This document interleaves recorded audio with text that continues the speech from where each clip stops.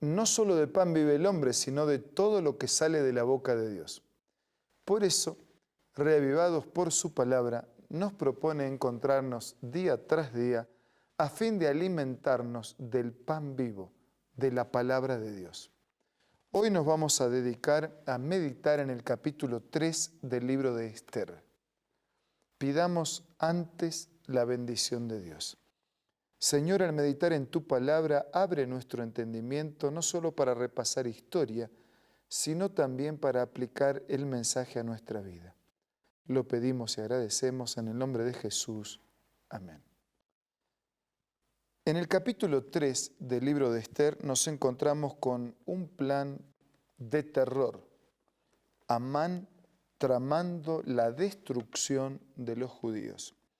Dice que después de estas cosas el rey Asuero engrandeció a Amán, hijo de Amedata, lo honró, puso su silla por encima de la de todos los príncipes que estaban con él. Lo elevó a Amán a un lugar de privilegios, lo llenó de autoridad y poder. Todos los siervos del rey que estaban a la puerta real se arrodillaban y se inclinaban ante Amán, dice versículo 2, porque así lo había mandado el rey. Pero Mardoqueo ni se arrodillaba ni se humillaba. En realidad no es porque había un desprecio en Mardoqueo hacia Amán, sino que por sus convicciones religiosas judías, él consideraba que arrodillarse y humillarse es un acto solamente a considerar delante de Dios y no delante de otro ser humano. Entonces los siervos del rey que estaban a la puerta preguntaron a Mardoqueo, ¿por qué desobedeces el mandamiento del rey? Así le hablaban cada día, pero él no escuchaba. Por eso lo denunciaron a Amán para ver si Mardoqueo se mantendría firme en su dicho, pues él ya les había manifestado que era judío y que la razón de no arrodillarse era una razón religiosa. Solo lo haría delante de Dios. Cuando Amán vio que Mardoqueo ni se arrodillaba ni se humillaba delante de él, se llenó de ira. Y no contentándose, dice versículo 6, con castigar solamente a Mardoqueo, y como ya le habían informado cuál era el pueblo, procuró Amán destruir a todos los judíos que había en el reino de Asuero, o sea, a todo el pueblo de Mardoqueo. Porque él no lo adoraba, no le reverenciaba como él consideraba, entonces había que castigarlo a él y a todo el pueblo que él representaba. En el versículo 8 se nos cuenta que Amán le cuenta al rey Asuero. Hay un pueblo esparcido, distribuido entre los pueblos de todas las provincias de tu reino. Sus leyes son diferentes de las de todo el pueblo. No guardan las leyes del rey. Al rey nada le beneficia dejarlos vivir. Si place al rey, decrete que sean exterminados y yo entregaré 10.000 talentos de plata a los que manejan la hacienda para que sean ingresados a los tesoros del rey. Entonces el rey se quitó el anillo de su mano, lo dio a Amán, hijo, el enemigo de los judíos, y le dijo, la plata que ofreces sea para ti y asimismo el pueblo, para que hagas de él lo que bien te parezca. Con ese ofrecimiento y con esa actitud de que no le convenía al rey tener este tipo de gente, el rey le dejó camino libre, vía libre, para que él actuara conforme a su corazón pecaminoso y su mente entenebrecida por el mal. En la continuidad de la lectura de este capítulo, en el versículo 12, dice que fueron llamados los escribanos del rey en el mes primero para que escribieran conforme al mandato. Dice que en el nombre del rey Asuero fue escrito y sellado con el anillo del rey, que se enviaron las cartas por medio de correo a todas las provincias con la orden de destruir, matar y aniquilar a todos los judíos jóvenes, ancianos, niños y mujeres, de apoderarse de sus bienes en un mismo día, en el día 13 del mes duodécimo, que es el mes de Adar. Terriblemente el plan, ¿no? Terriblemente. Por una cuestión religiosa de un hombre que fiel a sus principios, entendía que la adoración es un acto que se le debe solo a Dios. Dice que la copia del escrito se dio por mandato en cada provincia, fue dado a conocer, los correos salieron con prontitud por mandato del rey y el edicto fue publicado también en Susa. Este es el capítulo 3.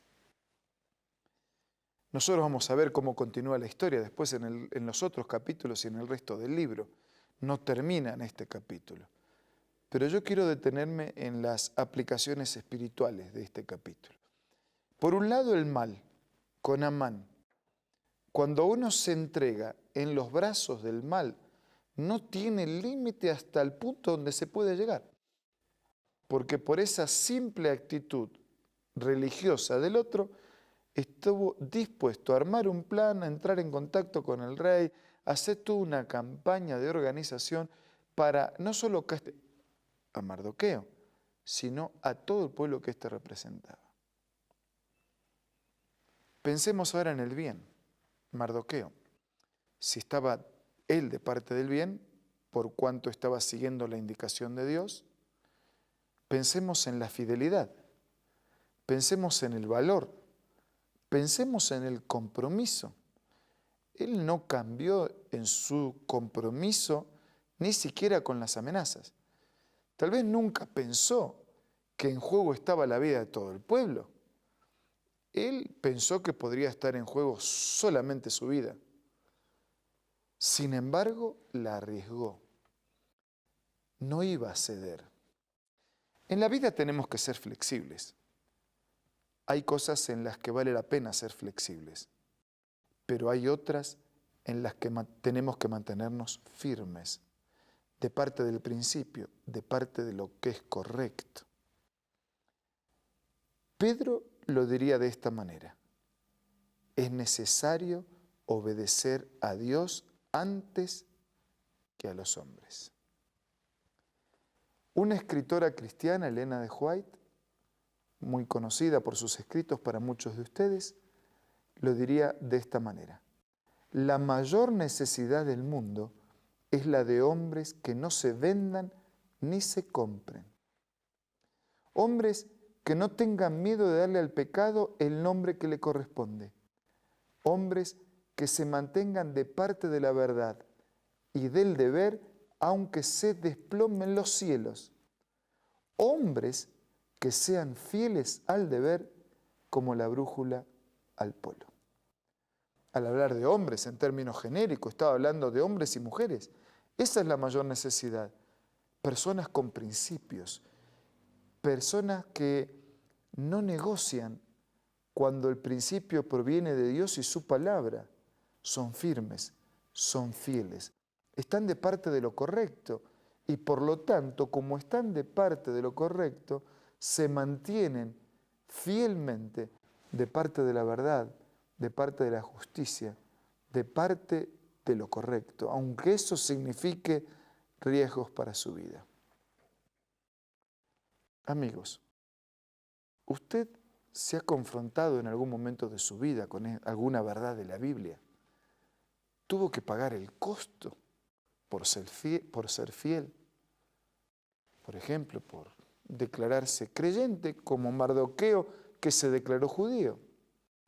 Por ejemplo, por declararse un defensor de la palabra de Dios o un respetuoso de los mandamientos de Dios, inclusive el sábado, un mandamiento que muchos han olvidado. Usted ha tenido que pagar un precio por ponerse de parte de la verdad y de parte de Dios. Si usted no pagó un precio, es probable que en algún momento sea llamado a pagar algún precio. Manténgase de parte de la verdad, de parte de lo correcto, de parte de lo que está bien, aunque se desplomen los cielos. Y Dios nos dé la fuerza y sabiduría necesaria para mantenernos firmes y fieles. Dígale a Dios en la oración privada que usted está necesitando de su ayuda.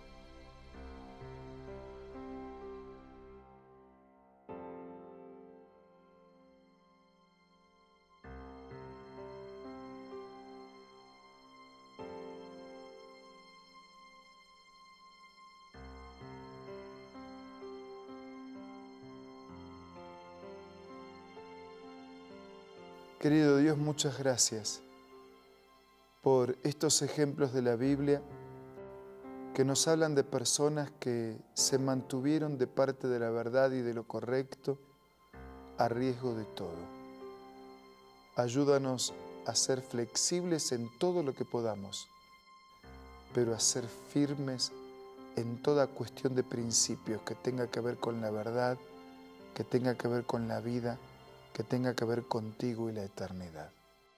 Bendice a nuestros amigos y ayúdanos para mantenernos firmes y fieles en toda circunstancia.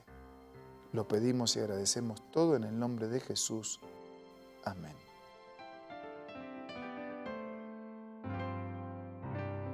La Biblia, la palabra de Dios, es una carta donde nuestro Creador expresa su amor hacia la humanidad.